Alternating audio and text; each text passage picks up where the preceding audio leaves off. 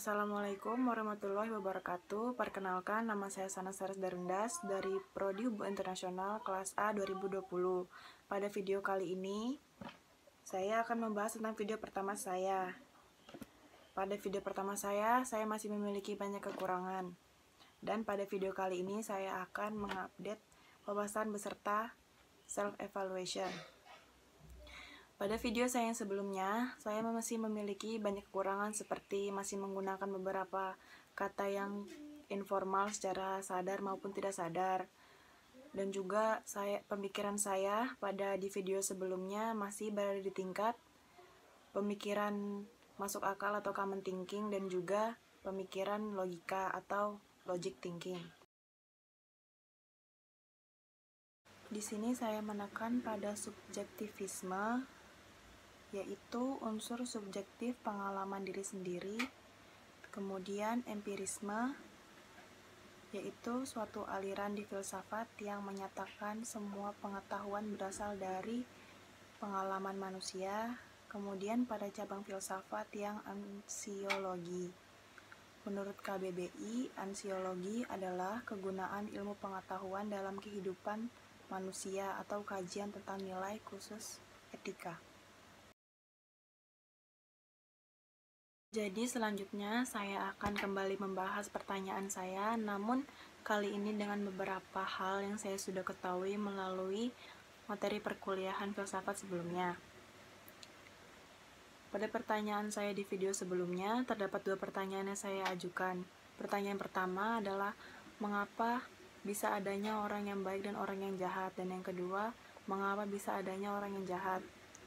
Untuk video ini, saya memilih satu dari dua pertanyaan tersebut, dan saya memilih pertanyaan yang pertama, yaitu mengapa bisa ada orang yang baik dan ada orang yang jahat. Alasan saya menanyakan hal ini karena seperti yang kita tahu, hal ini sudah sangat lumrah sekali di masyarakat sejak dahulu kala hingga sekarang.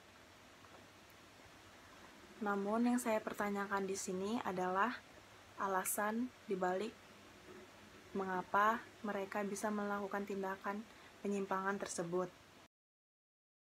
Saya pribadi pernah menjadi korban kejahatan, dan terkadang saya melihat kejahatan di depan mata saya sendiri atau melalui media-media seperti HP, televisi, berita-berita yang menyiarkan tentang kejahatan. Pada video saya yang pertama, saya menyebutkan pendapat saya mengapa orang bisa sampai berbuat jahat. Pendapat saya adalah karena adanya kesempatan bagi mereka untuk melakukan tindakan kejahatan kepada kita. Secara tidak sadar, kita mungkin sudah membuka peluang bagi mereka untuk melakukan tindakan kejahatan kepada kita. Dan juga karena adanya faktor terpaksa untuk melakukan hal tersebut, karena mereka berpikiran mereka harus bertahan hidup bagaimanapun caranya, dan kejahatan merupakan pilihan mereka. Namun, jika menelaah pertanyaan saya melalui pemikiran teologi, maka hal itu dilihat dari pandangan agama. Tindakan kejahatan tersebut dapat diartikan sebagai setan sedang mempengaruhi diri kita. Mereka menggoda atau menghasut kita untuk melakukan tindakan kejahatan dan melanggar hal-hal yang dilarang oleh Allah. Dan juga mengapa sampai mereka bisa terhasut seperti pada pendapat saya yang kedua, karena faktor terpaksa mereka melakukan hal tersebut karena mereka harus bertahan hidup dan mereka tidak mempercayai takdir dan rezeki yang sudah Tuhan atur untuk masing-masing manusia. Berperilaku baik itu merupakan suatu kewajiban. Berperilaku baik sesama manusia, kepada hewan atau bahkan tumbuhan dan makhluk-makhluk hidup lainnya, itu juga merupakan hal yang wajib. Sebagai umat beragama, tentunya semua agama pasti mengajarkan dan mewajibkan umatnya untuk berperilaku baik, serta memperingati kepada umatnya untuk menjauhi tindakan-tindakan yang jahat. Saya sendiri sebagai muslim juga menyadari bahwa bertindak baik itu merupakan suatu kewajiban. Menurut saya, jika dilihat dari cara berpikir teologi, cara untuk mencegah untuk tidak melakukan hal-hal yang menjerumus ke kejahatan adalah dengan yang pertama menurut saya adalah tawakal. Tawakal di sini berarti bahwa manusia berserah diri sepenuhnya kepada Allah dalam menghadapi atau menunggu hasil dari suatu tindakan yang dia lakukan. Dan juga kemudian manusia juga harus mempunyai rasa peri kemanusiaan, berusaha menumbuhkan rasa jangan saling berburuk sangka, dan menghindari rasa saling ingin bersaing untuk mencapai kemegahan dunia.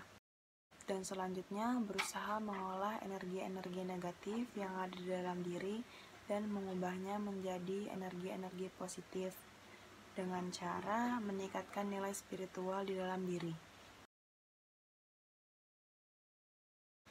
Saya sudah menemukan titik terang dari pertanyaan curhat saya. Pada bagian, saya perlahan mulai mengetahui latar belakang jawaban dari pertanyaan saya melalui berbagai macam cara berpikir di filsafat. Hipotesis saya di sini berpikir di tingkat teologi. Kejahatan diartikan sebagai hasutan atau bisikan dari setan untuk melanggar larangan Allah, dan menurut saya kejahatan dapat terjadi karena adanya kesempatan dan faktor keterpaksaan. Terima kasih. Terima kasih sudah menonton video saya. Terima kasih juga atas perhatiannya. Mohon maaf bila ada kata yang kurang berkenan di hati. Sekian dari saya. Wassalamualaikum warahmatullahi wabarakatuh.